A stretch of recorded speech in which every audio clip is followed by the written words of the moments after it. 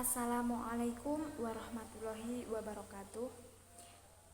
Perkenalkan, saya Nani Wahyuningsih dengan NIM 201141103 ingin memenuhi tugas akhir di semester ini pada matkul Sejarah Pendidikan Islam.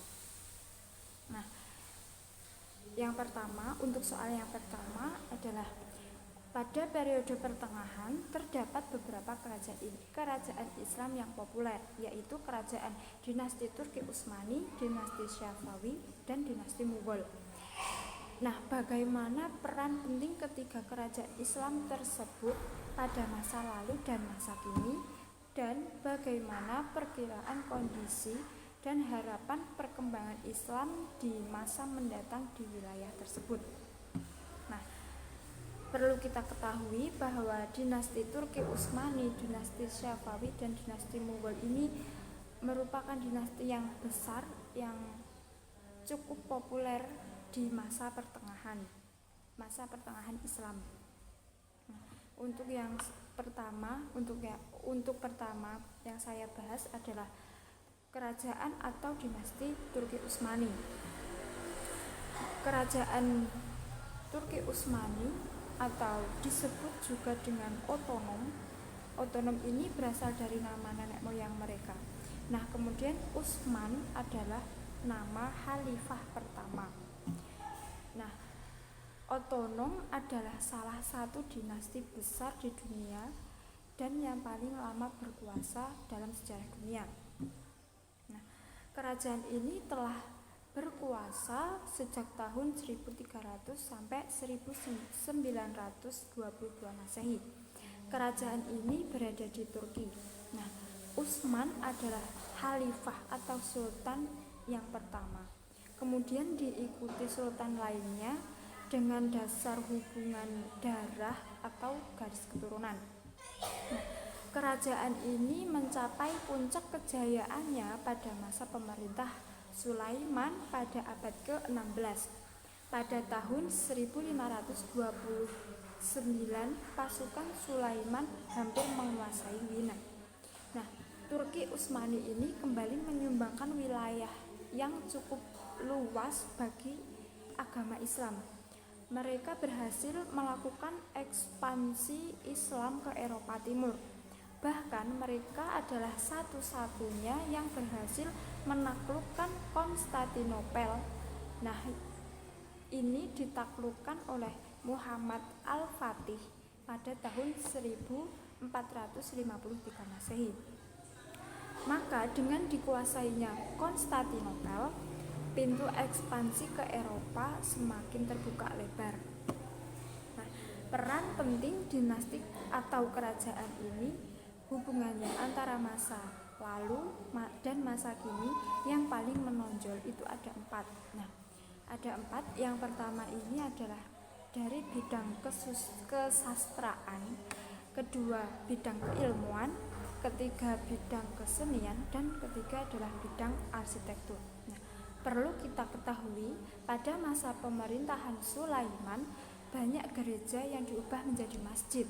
Nah, salah satunya adalah yang paling terkenal adalah penggantian gereja Santa Sophia atau gereja yang megah dalam dunia Kristen menjadi masjid agung terkenal di Istanbul.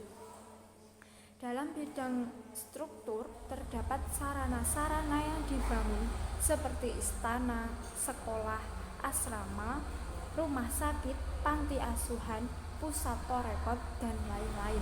Nah, sarana-sarana tersebut dibangun berpusat di ibu kota.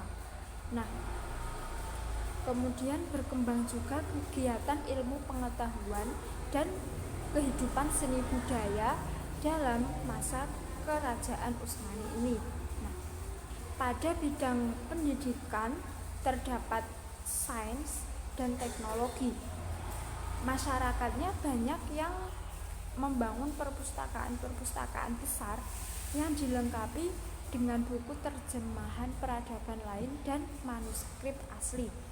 Selain itu, pada tahun 1577 dibangun Observatorium Tahi al-Din di Istanbul.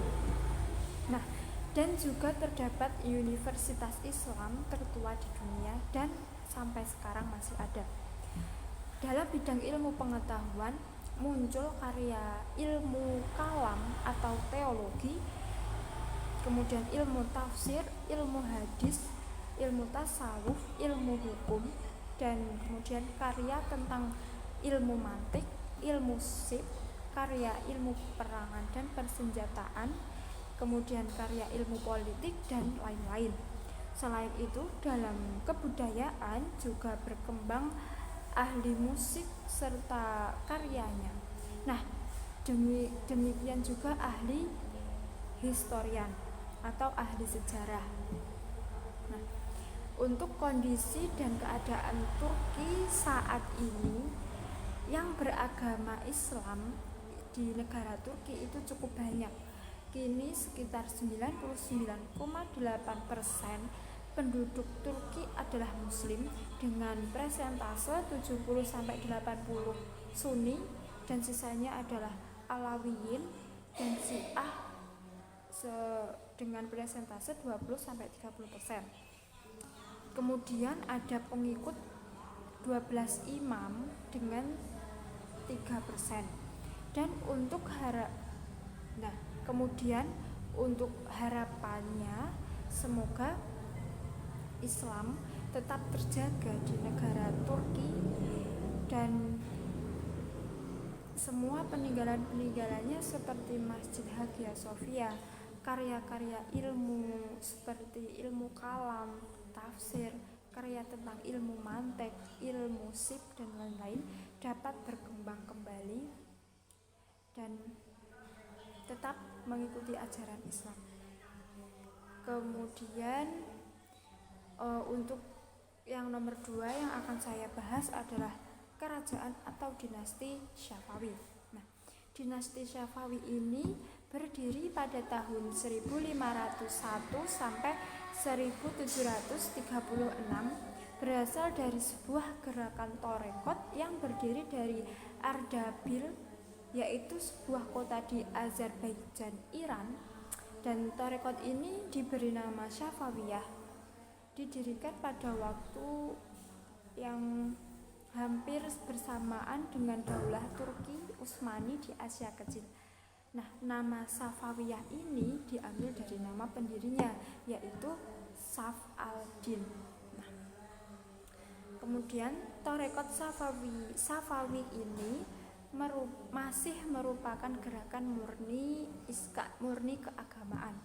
Namun setelah memasuki periode antara tahun 1447 sampai 1501, murid-murid Torekot Safawi mulai memasuki gerakan politik, mulai mengikuti gerakan politik. Sehingga pada tahun 1501 Ismail, pemimpin Torekot Safawi pada saat itu memproklamirkan berdirinya kerajaan Safawi, serta menetapkan Syiah 12 sebagai agama negara.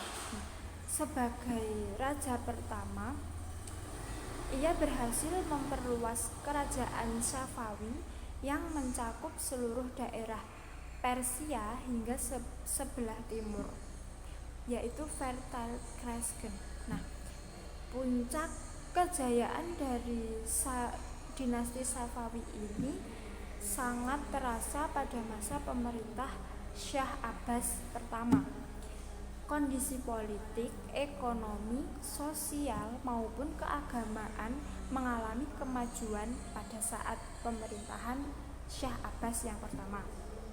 Nah, dibentuknya pasukan Hulam atau yang kalau sekarang itu namanya tentara untuk menangani kekacauan dalam negeri dan berhasil menciptakan keamanan terhadap kerajaan Safawi. Nah, dalam menjalin persahabatan dengan bangsa asing, diadakannya hubungan diplomasi dengan kerajaan Turki Utsmani, kerajaan Mughal, kerajaan Crimea, dan Rusia. Bahkan dalam bidang ekonomi, kerajaan Safawi ini melakukan hubungan dagang internasional antar bangsa dengan membangun Bandar Abbas yang saat itu menjadi jalur perniagaan dunia. Nah, mengenai kehidupan sosial keagamaan, pemerintah dinasti Safawi ini menerapkan toleransi antar umat beragama, sehingga masyarakat diberi kebebasan dalam memeluk agama, baik Islam Sunni, Islam Syiah, Nasrani maupun Yahudi. Nah, bahkan bangsa asing juga diperbolehkan untuk bermukim di Isfahan, salah satu bangsa dari Armenia. Nah, yang saat ini dikenal sebagai penduduk setia kota Isfahan. Ketika penaklukan bangsa Arab terhadap Persia, juga terjadi akulturasi antara unsur Arab dengan unsur Persia. Nah, kerajaan Safawi berhasil membangun beberapa peradaban Islam yang menuai banyak kekaguman dari banyak pihak. Pembangunan seni dan budaya yang ditinggalkan masih bisa dirasakan hingga kini. Bangunan-bangunan megah di Isfahan yang telah dibangun oleh pemerintah Safawi sampai mendapat julukan Nis-e-Jahan, dan beberapa di antaranya ini dijadikan sebagai situs warisan dunia oleh UNESCO. Nah, beberapa jenis kesenian berkembang pada masa kerajaan Safawi, seperti seni lukis, seni sastra, seni arsitektur maupun seni kerajinan. Nah, budayanya juga masih tetap dipertahankan. Salah satunya adalah upacara Raudhihani. Nah, ritual budaya tersebut diperingati setiap hari kematian Husain, imam besar kaum Syiah, yang digelar atau dilaksanakan setiap hari ke-10 di bulan Muharram. Kemudian untuk harapannya di dinasti Safawi ini untuk kedepannya, semoga Islam semakin berkembang pesat di negara Iran, dan semua peninggalan-peninggalan Islam seperti seni lukis, seni sastra, seni arsitektur maupun seni kerajinan semoga tetap dilestarikan dan tetap dijaga keasliannya. Kemudian untuk ritual-ritual keagamaan, upacara seperti memperingati hari kematian Husain yang digelar atau dilaksanakan setiap 10 Muharram tidak bakal ditinggalkan dan tetap dilestarikan. Kemudian yang ketiga yang akan saya bahas adalah kerajaan atau dinasti Mughal. Nah, dinasti Mughal ini berada di India dan berdiri seperempat abad sesudah berdirinya kerajaan Safawi. Nah, dengan demikian, di antara ketiga kerajaan besar Islam tersebut, kerajaan inilah yang termuda adalah kerajaan Islam yang pernah berkuasa di India dari abad ke-16 hingga abad ke-19 Masehi. Nah, meski bukan kerajaan Islam pertama di India, namun kerajaan ini memberikan pengaruh besar terhadap perkembangan Islam di tanah India. Nah, Kesultanan Mughal di India didirikan oleh Zahiruddin Badur yang berasal dari keturunan Mongol. Nah, sementara khalifah yang membawa dinasti Mughal ke puncak kejayaan ini adalah Jalaluddin Akbar yang memerintah antara tahun 1556 sampai 1605 Masehi.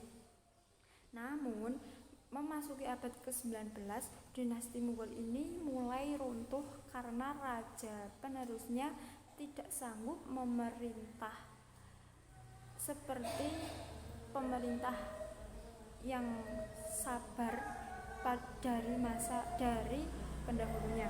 Nah, kegiatan pendidikan pada kerajaan Mughal ini mengalami dua fase. Yang pertama fase klasik dan yang kedua fase modernitas. Nah, pada fase klasik ini kemajuan pendidikan jauh lebih kompleks, khususnya dalam bidang intelektual, baik ilmu keagamaan, politik, peradaban, dan kebudayaan, seperti bidang ilmu pengetahuan dan filsafat. Namun, dalam fase modern, ilmu keagamaan umat Islam hanya melakukan taklid pada imam-imam besar yang lahir pada masa klasik Islam. Nah, di antara kegiatan keilmuan yang menonjol pada zaman klasik Mughal adalah ilmu hadis, ilmu Al-Quran, ilmu tasawuf, ilmu atib, ilmu filsafat, ilmu pasti atau ilmu bintang, kemudian ilmu tabiat yaitu ilmu hewan atau ilmu alam, kemudian ilmu militer, ilmu berburu dan kecakapan berkuda, serta ilmu politik dan kenegaraan. Nah, di sini ada juga Darul Ulum. Nah, Darul Ulum inilah yang kemudian melahirkan ulama-ulama besar India. Nah, yang alhamdulillah sampai saat ini masih ada. Nah, warisan kerajaan Mughal yang pertama dari Raja Shah Jahan, putra dari Jahangir, ini memerintahkan untuk membangun Taj Mahal antara tahun 1631 sampai 1643 Masehi di kota Agra. Taj Mahal. Nah, istana indah ini dibangun selama 12 tahun, berdiri selama 12 tahun, dan istana ini berdiri di tepi sungai Jamuna. Taj Mahal adalah warisan abadi dinasti Mughal yang dapat dinikmati hingga kini. Selain menjadi pusat peribadatan, Taj Mahal juga termasuk karya sejarah peninggalan dunia yang diakui oleh UNESCO. Kemudian yang kedua ada istana atau kota Fatehpur Sikri. Nah, ini merupakan bangunan bersejarah yang bercorak Hindu dan Islam, dan bangunan ini dibangun oleh Raja Akbar pada tahun 1569 Masehi. Nah, dinasti Mughal yang ketiga, dinasti Mughal ini juga meninggalkan benteng merah atau Lal Hila pada tahun 1638. Nah, Raja Shah Jahan ini merancangnya sebagai benteng istana sekaligus taman yang indah. Nah, untuk yang keempat, selain peninggalan sejarah yang berupa bangunan, di dinasti Mughal ini terdapat juga peninggalan karya-karya sastra yang indah, kitab-kitab seperti Ain Akbari karya Abu Fadl, misalnya memaparkan sejarah kerajaan Mughal berdasarkan figur pemimpinnya. Sastrawan Mughal yang terkenal di masa itu adalah Malik Muhammad Jayasi dengan karya monumental Padwafat, sebuah karya alegoris yang mengandung kebajikan jiwa manusia. Untuk yang kelima, ini merupakan kontribusi dinasti Mughal di bidang ekonomi adalah memajukan pertanian, terutama untuk tanaman padi, kacang, tebu, rempah-rempah, tembakau, dan kapas. Nah, pemerintah membentuk lembaga khusus untuk mengatur masalah pertanian. Nah, dari beberapa uraian di atas, dapat saya tarik kesimpulan bahwa yang pertama adalah kerajaan Turki Utsmani. Nah, Turki Utsmani ini mempunyai kegiatan pendidikan yang sangat nampak, yang pada dasarnya adalah pendidikan kemiliteran, pendidikan pemerintah, kepemerintahan, kehidupan seni, budaya atau arsitektur, bidang keilmuan, dan ilmu-ilmu keagamaan. Nah, yang kedua, kerajaan atau dinasti Syafawi ini memiliki kegiatan pendidikan yang menonjol, yaitu bidang perekonomian, bidang seni budaya dan arsitektur, bidang ilmu dan ilmu-ilmu keagamaan. Dan yang ketiga, pada kerajaan Mughal, kegiatan pendidikan yang nampak berkembang adalah kegiatan pendidikan di segala bidang seni. Nah, itu pertanyaan yang pertama. Nah, untuk pertanyaan yang kedua, yaitu berikan gambaran kondisi perkembangan Islam yang ada di sekitar tempat tinggal atau wilayah domisili. Nah, saya berasal dari Kabupaten Karanganyar, di desa yang berada di salah satu desa Kabupaten Karanganyar, dan di desa saya ini merupakan salah satu desa yang masyarakatnya kebanyakan itu mengikuti ormas Nahdlatul Ulama atau biasa disebut dengan NU. Nah, sehingga membuat desa tempat tinggal saya ini masih menjaga kental tradisi yang ada. Tradisi tersebut berupa selamatan seperti selamatan 7 harian sampai selamatan 1000 harian orang yang sudah meninggal. Nah, kemudian ada juga bancaan. Nah, bancaan ini adalah kegiatan rutinan warga di desa saya yang diadakan setiap tanggal 1 Suro, 1 Ramadan, 1 Syawal, dan pada peringatan 17 Agustus. Nah, kemudian untuk kegiatan masyarakat untuk per bulannya, nah itu diadakan di malam Jumat Kliwon yang diadakan untuk pembacaan hizib di masjid yang diikuti seluruh masyarakat yang dilaksanakan sehabis maghrib sampai menjelang waktu isya. Nah, setiap malam Jumat, setiap minggunya itu diadakan yasinan untuk bapak-bapak, dan untuk malam minggunya itu yasinan untuk ibu-ibu. Nah, dapat saya simpulkan bahwa di desa saya ini kaitan antara agama dan tradisinya masih sangat kental, sehingga untuk menanamkan syariat Islam yang benar-benar langsung dari Arab itu sangat susah, memang sangat susah. Nah, jadi Islam di daerah saya ini Islamnya itu fleksibel, Islam tradisional kalau sekarang. Jadi di sana, di tempat saya itu wanita yang tidak berjilbab itu sangat banyak sekali, bahkan hampir merata. Nah, kemudian untuk laki-laki yang sholat memakai celana panjang, celana ketat panjang, dan memakai celana pendek di kesehariannya itu juga sangat biasa dan lumrah sekali di daerah saya.